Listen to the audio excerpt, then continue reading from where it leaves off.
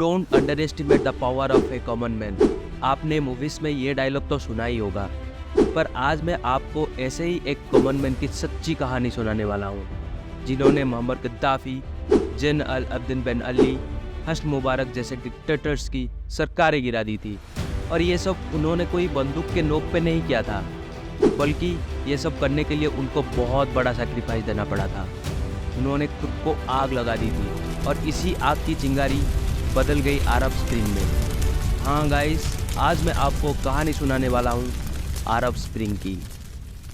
अरब spring की कहानी को अच्छे से समझने के लिए आपको पहले जैन अल अब्दिन बेन अली के बारे में जानना होगा। बेन अली का जन्म होता है 3 सितंबर 1936 को टूनेशिया में। बेन अली उनका सफ़र एक मिलिट्री डिपार्टमेंट से शुरू करते हैं और 1987 आते आते एक मिलिट्री कू के माध्यम से वो बन जाते हैं टूनेशिया की राष्ट्रपति। राष्ट्रपति बनने के बाद पहले कुछ साल तक तो वो खुद को एक सुधारवादी नेता के रूप में शो करवाते हैं और उनका फोकस उस समय टूनेशिया की आर्थिक विकास, आधुनिकीकरण और अंतर्राष्ट्रीय छवि सुधारने में था। इस समय में टूनेशिया की आर्थिक विकास हो भी रही थी, पर बेन अली और उनका फैमिली मेंबर्स की करप्शन के वजह से ये कभी आम जनता तक पहुंच ही नहीं पाती थी। इसी वजह से देश में अनएम्प्लॉयमेंट, गरीबी और भुखमरी जैसी समस्या बढ़ने लगा था।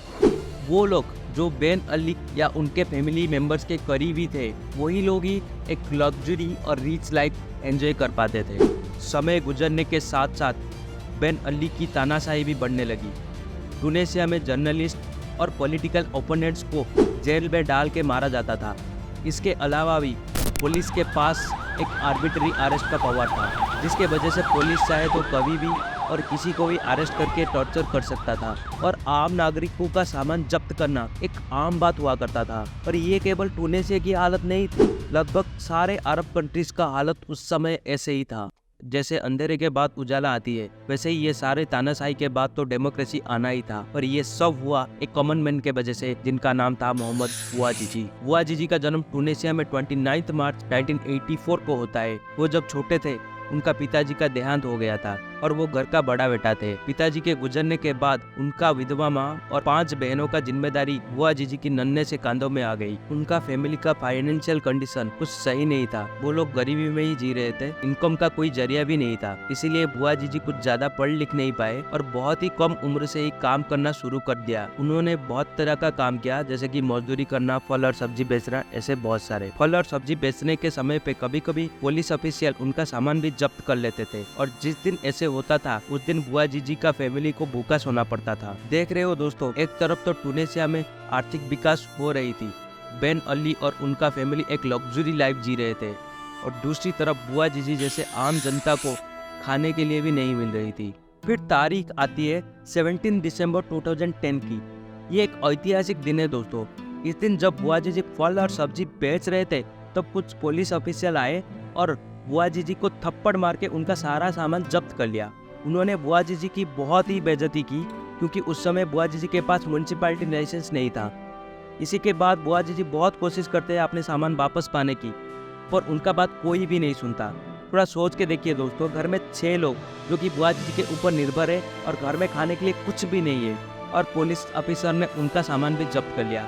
इस समय bouazizi के दिल में क्या गुजर रही होगी। और ये हाल केवल एक ही दिन का नहीं था, ये बार बार हो रहा था उनके साथ। इस सारे चीज़ों से वो तंग आ चुके थे, इसीलिए उन्होंने एक गवर्नमेंट बिल्डिंग के सामने खुद को आग लगा दी।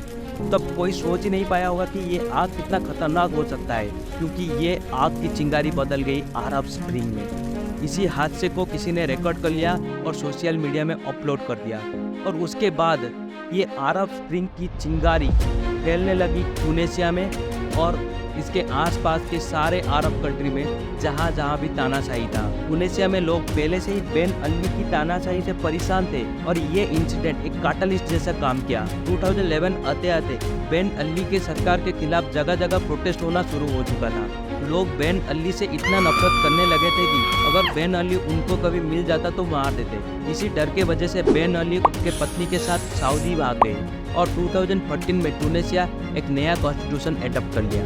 इंटरपोल ने बेन अली के खिलाफ एक रेड कॉर्नर नोटिस भी जारी किया था, पर सऊदी की सरकार इसी के ऊपर कोई कार्रवाई नहीं किया और फाइनली 2019 में बेन अली की मौत हो गई। अरब स्प्रिंग के वजह से लीबिया में भी प्रोटेस्ट होना शुरू हो गया और लोग डिक्टेटर मोहम्मद गद्दाफी को पकड़ के मार दिया। इजिप्ट में प्रेसिडेंट हंस मुबारक को उनके पद से इस्तीफा देना पड़ा और सीरिया में सिविल वार शुरू हो गया। अरब स्प्रिंग के बाद कुछ देशों में तो डेमोक्रेसी आई, पर कुछ देश जैसे कि सीरिया, लीबिया, यमन, बहरीन अभी भी वैसे ही कंडीशन है और उधर के लोग अभी भी एक दूसरे बुआ जीजी की इंतजार में है।